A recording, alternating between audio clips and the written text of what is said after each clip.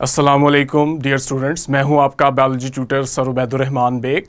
आज जो एसएलओ हम कवर करेंगे उसमें हमने बायोलॉजी को कनेक्ट करना है नेचुरल साइंसेस के साथ, ठीक है। और साथ ही हम बायोलॉजी को जब नेचुरल साइंस के साथ कनेक्ट करेंगे तो हम देखेंगे कि आपके पास ये जो डिफरेंट फील्ड्स आ रही हैं इसमें हम क्या पढ़ते हैं, हमें ज़रूरत क्यों पड़ती है। बायोलॉजी जो है ये कभी भी अकेले काम नहीं कर सकती। हम जब बहुत सारे लिविंग प्रोसेस पढ़ रहे होते हैं तो हमें इस चीज़ का आइडिया हो जाता है कि यहाँ हमें बायोलॉजी के साथ साथ दूसरी स्टडीज़ को, दूसरी फील्ड्स को भी पढ़ने की ज़रूरत है।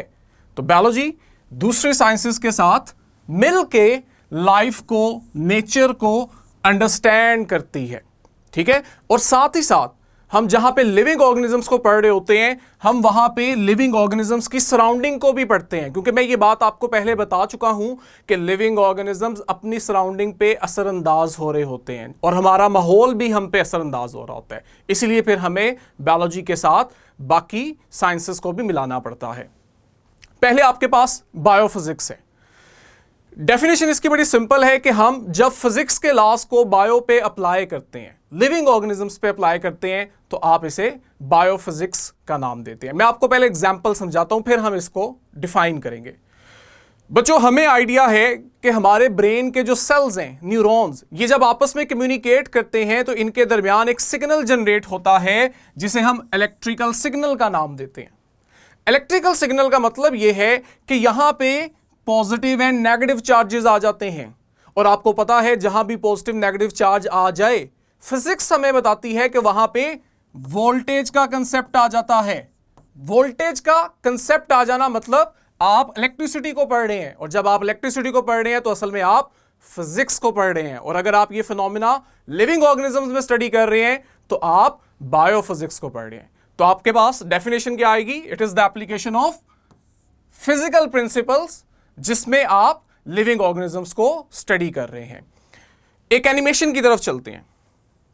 बच्चों ये देखो, ये आपके पास कई तरह के न्यूरॉन्स हैं और ये एक दूसरे के साथ कम्युनिकेट कर रहे हैं। जब ये न्यूरॉन्स एक दूसरे के साथ कम्युनिकेट कर रहे हैं तो आप देखें एक आपको लाइट स्पार्क होती नजर आ रही है। ये असल में इलेक्ट्रिकल सिग्नल है जिसकी मदद से न्यूरॉन्स एक दूसरे के साथ कम्युनिकेट कर रहे हैं। और ये जो इलेक्ट्रिकल सिग्नल है, यहां पे आपके पास चार्जेस हैं, और चार्जेस जहां पे मौजूद हैं वहां वोल्टेज और इलेक्ट्रिसिटी आ जाती है। ठीक हो गया। हम करते क्या है, हम बहुत सारी फिजिकल फोर्सेस को स्टडी करते हैं। जैसे मैंने यहां पे एक और एग्जांपल दी हुई है कि आपके पास जो मॉलिक्यूल्स के दरमियान इंटरमॉलिक्यूलर फोर्सेस हैं, ये भी फिजिक्स के अंदर आ जाती हैं।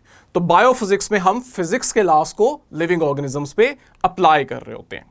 नेक्स्ट आपके पास है बायोकेमिस्ट्री। बड़ी कॉमन एग्जाम्पल हमारे पास जो हम लोअर ग्रेड से ही पढ़ते आ रहे हैं। हमें मालूम है कि प्लांट्स जो हैं ये सनलाइट की मौजूदगी में कार्बन डाइऑक्साइड और पानी को रिएक्ट करवाते हैं और इससे ग्लूकोज बना लेते हैं। अब ये जो प्रोसेस हुआ है इसमें आपके पास एलिमेंट्स मौजूद हैं। कौन कौन से? कार्बन है, हाइड्रोजन है, ऑक्सीजन है। अब एलिमेंट्स अगर आ गए हैं तो इसका मतलब है यहां पे केमिस्ट्री इन्वॉल्व हो गई है। लेकिन ये जो आपने प्रोसेस देखा है ये लिविंग ऑर्गेनिजम्स में हुआ है, प्लांट्स में हुआ है। तो इसका मतलब आप जब केमिस्ट्री और बायो को लिंक कर रहे हैं तो आपके पास बायोकेमिस्ट्री आ जाती है। बायोकेमिस्ट्री क्या है? It is the study of chemical processes and the chemical interactions that take place in living organisms. Living organisms में जो केमिकल रिएक्शंस हो रहे हैं इसे हम बायोकेमिस्ट्री के अंदर पढ़ते हैं। हम करते क्या है, हमें इसकी जरूरत क्यों पड़ती है? हम असल में जो बायोमॉलिक्यूल्स हैं बायोकेमिस्ट्री की मदद से उनका स्ट्रक्चर पढ़ते हैं। जब आप उसका स्ट्रक्चर पढ़ते हो तो डेफिनेटली आपको उसका साथ फंक्शन भी पढ़ना पड़ता है। ठीक, आपके पास डिफरेंट बायोमॉलिक्यूल्स हैं। एग्जाम्पल के तौर पे हम एंजाइम की बात करते हैं। हमें मालूम है और आगे हम मजीद इसको डिटेल पढ़ेंगे चैप्टर 6 के अंदर कि आपके पास एंजाइम्स जो हैं ये आपकी बॉडी में बहुत से केमिकल रिएक्शंस को कैटालाइज कर रहे होते हैं। ये कैसे कैटालाइज करते हैं इसके लिए आपको बायोकेमिस्ट्री पढ़नी पड़ती है। इसी तरह डीएनए का स्ट्रक्चर है, इसके कंपोनेंट्स क्या हैं, उनकी अरेंजमेंट क्या है, ये सब आप बायोकेमिस्ट्री के अंदर पढ़ रहे होते हैं। अगर हम एनिमेशन की बात करें तो मैंने फोटोसिंथेसिस के लिए एक सिंपल सी एनिमेशन भी रखी है ताकि हमें ये प्रोसेस जो है वो इजीली अंडरस्टैंड हो जाए। थोड़ा सा टाइम लगेगा इसे प्रोसेस होने में। आप देखेंगे कि प्लांट्स जो हैं वो सॉइल से एनवायरनमेंट से कार्बन डाइऑक्साइड और सॉइल से पानी अब्जॉर्ब करेंगे और सनलाइट की मौजूदगी में आपके पास ग्लूकोज बना दी जाएगी। पानी को अब्जॉर्ब किया, एयर से कार्बन डाइऑक्साइड, सनलाइट से एनर्जी आई और प्लांट्स ने ग्लूकोज बना दी और साथ ऑक्सीजन को रिलीज कर दिया। तो ये सब क्या है? It is biochemistry.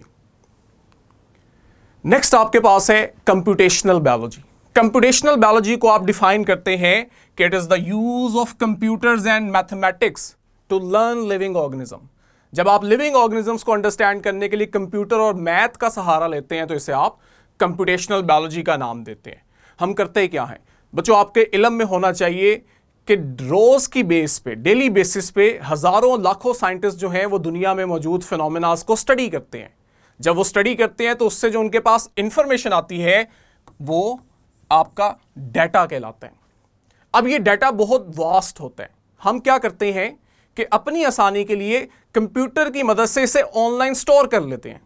वो जो आपके पास ऑनलाइन लाइब्रेरी बनती है, डिजिटल लाइब्रेरी, उसे आप डेटाबेस का नाम देते हो। तो आप इसमें क्या करते हो? आप कंप्यूटर प्रोग्राम्स को अप्लाई करते हो डेटाबेसिस पे to answer biological questions. For example, मेरे पास डीएनए है। डीएनए की कंपोजिशन क्या है? उसका जो स्मॉलेस्ट यूनिट है जीन, उसकी कंपोजिशन क्या है और वो कैसे आपके पास प्रोटीन की सिंथेसिस कर रहा है। अब मैं इसको कंप्यूटर की मदद से बहुत इजीली अंडरस्टैंड कर सकता हूं, बजाय इसके कि मैं लिविंग सेल्स को प्रैक्टिकल लैब के अंदर उन पे एक्सपेरिमेंट करूं, जो कि आपके पास टाइम कंज्यूमिंग टेक्निकल काम है। मैं कंप्यूटर की मदद से यह काम बड़ा आसानी से कर लेता हूं। जैसे यहां देखें, कंप्यूटेशनल बायोलॉजी आपको क्या करके देगी? ये आपको एक वर्चुअल रियलिटी बना के देगी, जिसमें आप प्रैक्टिकल लैब की बजाय यहीं पे अपने डाटा को इनपुट करेंगे और आपके पास रिजल्ट आ जाएगा। मैंने कुछ सेल्स के ऊपर अपनी इन्वेस्टिगेशन की और मैंने सिंपली क्या किया, कंप्यूटेशनल बायोलॉजी की मदद से देख लिया एक वर्चुअल रियलिटी के थ्रू कि ये मॉलिक्यूल सेल्स के अंदर क्या रोल प्ले कर रहे हैं। इसी तरह मेरे पास, अगर हम एमबीबीएस की बात करते हैं, डॉक्टर्स जो हैं वो एक जमाना है या था भी और अभी तक ये चीज मौजूद है कि वो डेड बॉडीज के ऊपर अपनी प्रैक्टिस करते हैं। लेकिन आप कंप्यूटेशनल बायोलॉजी की मदद से पूरी एक वर्चुअल रियलिटी दिखा सकते हो जिसमें आपके पास एक ह्यूमन बॉडी की कंप्लीट डिटेल इंफॉर्मेशन मौजूद होगी। तो कंप्यूटेशनल बायोलॉजी ने क्या किया? हमारी जिंदगी को मजीद आसान कर दिया। बायोलॉजी को हमारे लिए समझना आसान हो गया। नेक्स्ट आपके पास है बायोजियोग्राफी। Biogeography is easy. इसमें हम क्या करते हैं? हम जियोग्राफिक डिस्ट्रीब्यूशन पढ़ते हैं लिविंग ऑर्गेनिजम्स की। दुनिया के मुख्तलिफ हिस्सों में जो लिविंग ऑर्गेनिज्म डिस्ट्रीब्यूट हुए हैं, इनकी स्टडी को आप बायोजियोग्राफी बोलते हैं।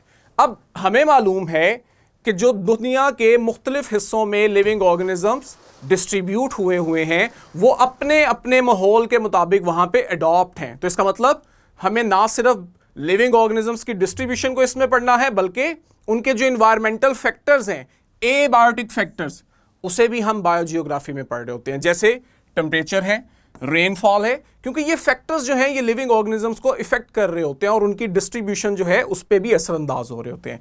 जैसे आपके पास डायग्राम के अंदर देखो, ये कैमल फैमिली के 3 ऑर्गेनिजम्स दिखाए हुए हैं जो डिफरेंट रीजन्स के अंदर डिस्ट्रीब्यूट है और अपने अपने माहौल के मुताबिक जब ये अडॉप्ट किए हैं तो आपको इनमें वाज़ेह फर्क भी नजर आ रहा है। तो ये जो आपके पास स्टडी है, it is biogeography. Next, biostat. Biostat क्या है? बायोस्टैट असल में आपके इल्म में होना चाहिए, ये मैथ की एक ब्रांच है। तो जब आप बायोस्टैट पढ़ेंगे लिविंग ऑर्गेनिज्म पे तो आप कहेंगे it is the application of math and statistics to study living things. इसमें आप मैथ और स्टैट अप्लाई करोगे लिविंग ऑर्गेनिजम्स के ऊपर। मकसद क्या है कि आपके पास जो इतना वास्ट डाटा आया है उसको हम ज्यादा बेहतर तरीके से प्रोसेस कर सकें। मैं एग्जांपल देता हूं। मेरे पास 3000 लोग जो हैं, मैं देखना चाह रहा हूं कि जब ये सिगरेट कंज्यूम करते हैं तो इनमें लंग कैंसर हो जाने की वजह से डेथ के चांसेस कितने हैं। मैं अपना डाटा कलेक्ट करता हूं। अब बजाय इसके कि मैं एक एक डाटा को पढ़ूं, मैं बायोस्टैट के थ्रू क्या करूंगा, उसको एक बेहतरीन विजुअल चार्ट के थ्रू प्रेजेंट कर दूंगा। मेरे लिए इसको पढ़ना बड़ा आसान हो जाएगा। मेरी जो रिसर्च थी, मैं एक चार्ट से उसका कंक्लूजन निकाल सकता हूं और वो ये है कि आपके पास जैसे जैसे सिगरेट्स की तादाद बढ़ रही है वैसे वैसे आप देख रहे हो लंग कैंसर ज्यादा होने से डेथ रेशियो बढ़ती जा रही है। ये जो आपके पास ग्राफ में इंक्रीज आ रहा है ये आपको शो कर रहा है कि जैसे जैसे स्मोकर सिगरेट्स को ज्यादा कंज्यूम करता है उसके अंदर लंग कैंसर होने की वजह से डेथ के चांसेस बढ़ जाते हैं। तो ये मैंने क्या किया, बायोस्टैट की मदद से अपने एक बड़े डाटा को सिंपल चार्ट के थ्रू रिप्रेजेंट कर दिया। आगे है हमारे पास बायोटेक्नोलॉजी। बायोटेक्नोलॉजी को डिफाइन करते हैं हम the application of science and technology to work with living organism to make valuable products. Biotechnology के अंदर हम दूसरे लिविंग ऑर्गेनिजम्स के अंदर कुछ ऐसी चेंजेस करवा के उनसे कोई ऐसी चीज प्रोड्यूस करते हैं जो हमारे फायदे के लिए। बच्चों एक पॉइंट आपने क्लियर करना है कि बायोटेक्नोलॉजी में आप दूसरे लिविंग ऑर्गेनिज्म में जो भी चेंजेस ला रहे हैं उसका मकसद सिर्फ और सिर्फ एक है, इंसान को क्या फायदा हो रहा है। ठीक हो गया। तो इसमें आपने टेक्नोलॉजीज को अप्लाई करना है लिविंग ऑर्गेनिज्म में और उनसे कुछ वैल्यूएबल प्रोडक्ट्स बनाने हैं जो हमारे लिए फायदामंद है। फॉर एग्जांपल हम बायोटेक्नोलॉजी की मदद से मेडिसिन बना सकते हैं, हम प्लांट्स की ग्रोथ को बढ़ा सकते हैं। ये सब आपके पास बायोटेक्नोलॉजी की एप्लीकेशन है। एक सिंपल सी डायग्राम में मैंने आपको इसको समराइज कर दिया है जिसमें आप देख सकते हो कि आपके पास इंसुलिन की प्रोडक्शन हो रही है। हो क्या रहा है, बड़ा सिंपल है। आपके पास बैक्टीरिया है, बैक्टीरिया के पास आपको मालूम होना चाहिए एक एक्स्ट्रा डीएनए भी होता है जिसे आप प्लाज्मिड कहते हो। हम वो प्लाज्मिड लेते हैं और लेट्स से मैं ह्यूमन सेल को स्टडी कर रहा हूं और ह्यूमन सेल से मैं डीएनए निकालता हूं और डीएनए निकाल के मैं उसकी वो वाली जीन अलग कर लेता हूं जो जीन इंसुलिन बनाती है। मैं इस इंसुलिन जीन को अलग करने के बाद बैक्टीरिया के प्लाज्मिड के साथ अटैच करवा देता हूं। ये जो आपके पास बैक्टीरिया का डीएनए जिसके अंदर मैंने ह्यूमन जीन ऐड कर दी है इसको मैं दोबारा बैक्टीरिया में एंटर करवाता हूं। बैक्टीरिया जो है वो अपनी नॉर्मल ग्रोथ करते हैं, मल्टीप्लाई करते हैं। हर बैक्टीरिया के अंदर मेरी दी हुई इंसुलिन जीन भी रेप्लिकेट करती है, मल्टीप्लाई हो रही होती है। जो आपके पास बैक्टीरिया की कॉलोनी बनती है इनमें हर बैक्टीरिया के पास ह्यूमन की इंसुलिन जीन मौजूद होती है और ये जीन वहां अपने आप को एक्सप्रेस करती है और आपके पास वहां पे इंसुलिन प्रोड्यूस करती है। हम इस इंसुलिन को निकालते हैं और डायबिटिक पेशेंट्स को प्रोवाइड कर देते हैं। तो ये सब क्या हुआ, हमने बायोटेक्नोलॉजी की मदद से एक ऐसी प्रोटीन प्रोड्यूस की जो आप लिविंग ऑर्गेनिजम्स को, ह्यूमंस को ट्रीट करने के लिए यूज कर रहे हो। नेक्स्ट है जी बायोइकोनॉमिक्स। Very simple. बायोइकोनॉमिक्स में हम क्या करेंगे, लिविंग ऑर्गेनिजम्स को स्टडी करेंगे लेकिन इकोनॉमिक पॉइंट ऑफ व्यू से। ठीक है, studying how biology and economics work. Biology को इकोनॉमिक्स के साथ हमने रिलेट करना है। हो क्या रहा है, हम इसके अंदर लिविंग ऑर्गेनिज्म और एनवायरनमेंट दोनों को मिला के पढ़ते हैं। हम एनवायरनमेंट से फायदा ले रहे हैं, दूसरे लिविंग ऑर्गेनिजम्स को हम अपने इस्तेमाल में लाते हैं, लेकिन हमने साथ साथ ये भी देखना होता है कि इस चीज का एनवायरनमेंट पे क्या इंपैक्ट आ रहा है। ठीक हो गया। हम इसमें इकोनॉमी के साथ इकोसिस्टम का भी ख्याल कर रहे होते हैं। एग्जाम्पल क्या है, इसमें हम क्या कर सकते हैं, आप फार्मिंग को स्टडी करते हैं, फिशिंग को देखते हैं और सबसे इंपॉर्टेंट जो आपका नेचुरल रिसोर्स है उसको मैनेज करते हैं। मैं आपको एक एग्जाम्पल देता हूं जिससे ये चीज और अच्छी क्लियर हो जाएगी। हमें मालूम है कि जो फिशरमैन है, मछेरा है, वो समुद्र से मछलियां पकड़ते हैं। अब बायोइकोनॉमिक्स में अगर आप देखो तो आप सिर्फ ये नहीं देखोगे कि मछलियां पकड़ने से हमारी इकोनॉमी को फायदा हो रहा है, आप बायोइकोनॉमिक्स में ये भी देखोगे कि कहीं ऐसा ना हो कि मछलियां इतनी ज्यादा पकड़ लो कि उन मछलियों की तादाद समुद्र में कम होती होती खत्म हो जाए, जिसका हमें नुकसान होगा लॉन्ग रन में। तो बायोइकोनॉमिक्स में आप लिविंग ऑर्गेनिजम्स को स्टडी कर रहे हो लेकिन इकोसिस्टम के साथ लिंक करते हुए अपने रिसोर्सेज को मैनेज कर रहे हो इकोनॉमिक पॉइंट ऑफ व्यू से। तो ये आपके पास बायोइकोनॉमिक्स कहलाती है। बच्चों एसएलओ आपके पास दोबारा स्क्रीन पे मौजूद है। आप देख सकते हैं कि हमने जो एसएलओ की डिमांड है कि बायोलॉजी को नेचुरल साइंसेस के साथ कनेक्ट करके इन तमाम फील्ड्स को बड़े अच्छे से एलैबोरेट किया है। आपके पास वीडियो लेक्चर के साथ साथ प्रैक्टिस क्वेश्चन शीट मौजूद होगी। आपने करना यह है, किताब से अपना लेक्चर पढ़ा, वीडियो देखी और उसी के साथ आपने यहां पे दी हुई वर्कशीट पे मौजूद अपने क्वेश्चंस को भी अटेम्प्ट करना है ताकि आपके कंसेप्ट मजीद सॉलिडिफाई हो जाएं। ठीक है, चीज आपको देर तक याद रहे।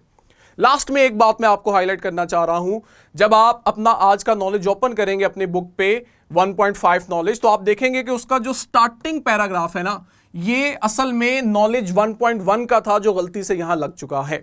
ठीक है, आपने इसको इग्नोर करना है और सेकंड पैराग्राफ से अपने नॉलेज को रीड करना स्टार्ट कर देना है। मैं उम्मीद करता हूं आज का लेक्चर आपको बहुत अच्छे से समझ आ चुका होगा। इंशाल्लाह नेक्स्ट वीडियो में मिलेंगे नेक्स्ट लेक्चर के साथ। अल्लाह हाफिज बच्चों।